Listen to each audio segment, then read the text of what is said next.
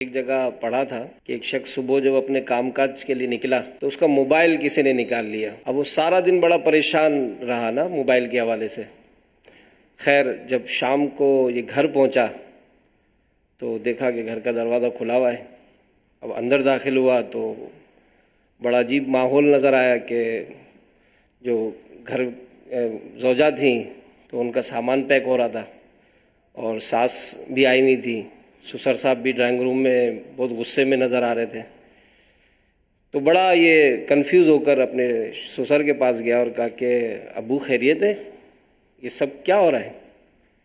تو ایک دم سے وہ آنکھیں لال سرخ ہو گئے کہ مطلب میری بیٹی کو طلاق دے کر اب تم ہم سے پوچھ رہے ہو کہ کیا ہوتا ہے، شرم نہیں آتی؟ اس طرح سے وہ غصے ہو گئے. اب وہ اپنی ساس سے پوچھا کہ امی کس نے طلاق دی، کیا ہوا؟ کہ بات نہیں کرو مجھ سے، تم ایسے ہو ایسے ہو ایسے ہو. آخر اس نے کہا کچھ سمجھائیں تو صحیح کہ یہ کیا ہے. اس کو موبائل دکھایا تو موبائل پر طلاق آئی ہوئی تھی کہ میں تمہیں طلاق دیتا ہوں طلاق دیتا ہوں طلاق دیتا ہوں. اب اس نے کہا کہ امی ابو میرا تو صبح ہی میں سے کسی نے موبائل مطلب نکال لیا تھا، میں تو سارا دن اس کے لیے پریشان رہا، میرے پاس تو موبائل تھا ہی نہیں، میں نے اس کو کہاں طلاق دی ہے. اب وہ بھی بڑے حیران. تو کہا کہ آخر یہ پھر یہ کیا مذاق ہے؟ تو اس نے بہرحال اپنے نمبر پر ڈائل کیا، اپنے گھر والوں کے نمبر سے. اب وہ جو چور تھا اس نے فون اٹھایا. تو جیسے ہی فون اٹھایا تو اب یہ غصے میں آ گیا. اس نے کہا شرم نہیں آتی، ایک تو میرا موبائل چوری کر لیا اور اوپر سے یہ ڈرامہ کر کے طلاق بھیج دی. تو چور جو تھا اس نے کہا بھائی سن، صبح سے تمہاری بیوی نے پریشان کر رکھا تھا، کہاں ہو، کیا کر رہے ہو، یہ لے کے آنا وہ لے کے آنا. اب میں تو اس کو سن کے پڑھ کے تھک گیا. آخر میں نے کہا جا تجھے میں طلاق دیتا ہوں طلاق دیتا طلاق. تو یہ جو ماحول بنتا ہے نا گھر کا،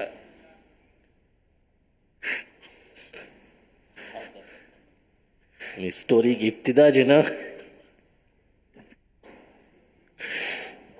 تو یہ واقعی اس طرح کا جو ماحول. میں تو نا مفتی صاحب کا چہرہ دیکھ رہا تھا کہ مفتی صاحب نے لقمہ خود تک دینا تھا. ان سے بڑے سنجیدہ ہو کر بیٹھے ہوئے تھے نا. آپ نے ہماری ساری سنجیدگی پر جو ہے نا ایسا پانی بہہ رہا ہے راج امین. ایسا کرنا نہیں چاہیے. چور کو نہیں، یہ بیوی کو کس کو نہیں کر. اعتماد رکھنا چاہیے ایک دوسرے پر تاکہ گھر کا ماحول. یہ بھی آج امین بھی 15-20 سیکنڈ تک کوشش کی اس نے کہ میں نہ ہنسوں نا، مگر یہ بیچارہ اس یہ سبق آموز واقعہ ہے. جی اس میں غلط فہمی کیسے پیدا ہوتی یہ بھی کہا گیا، یہ بھی سمجھایا گیا، اور پھر دوسرے لفظوں میں جو چور نے کہا ہے نا وہ بھی سمجھائی گیا ہے. یہ ایسا مطلب جب چور کا دماغ خراب ہو گیا جس نے ایک دن موبائل رکھا تھا، جو شور کا حال کیا ہوتا ہوگا جس کے پاس روز موبائل ہوتا ہوگا. بس شور صابر ہوا نا، شور صابر ہوا. میں تو سمجھتا ہوں کہ اس کے پیچھے ایک سبق ہے. بالکل سبق آموز، یہ ایک اگرچہ فرضی حکایت ہوگی مگر سبق آموز ہے. اور اس میں بدگمانی اور کنفرمیشن کی بھی اس میں ایک سبق ملتا ہے کہ یار کنفرمیشن کر لو کہ یہ کیا کر، یعنی کہ بیٹھے بیٹھے کیسے لکھ کر دے دے گا یار.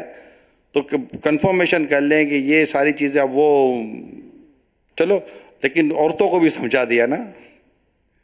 اللہ تعالیٰ خیر فرمائے.